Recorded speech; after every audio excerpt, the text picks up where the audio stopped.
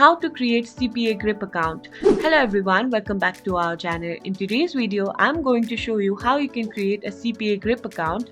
Now, without any further ado, let's move forward. Head over to your browser and then in the search bar, you need to go ahead and search for CPAGrip. Now that you're here, you need to simply click on the first link that appears.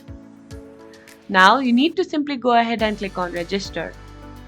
From here, you need to go ahead and fill up the form. You can add your name over here. Then the company and websites are exceptional, so you need to simply go ahead and add your street address. Then you need to add your city.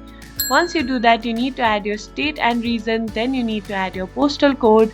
From here, you can go ahead and add your phone number.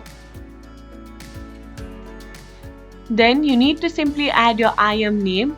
You can add any IM name over here. Now once you do that, you need to enter your email address.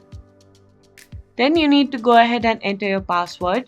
You need to go ahead and select it. Once you do that, you need to tick mark all of this and then you need to click on register now. Now that's it, you are now logged into your CPAGrip account. If you find this video helpful, please give us a thumbs up, subscribe to our channel, and I'll see you in the next video.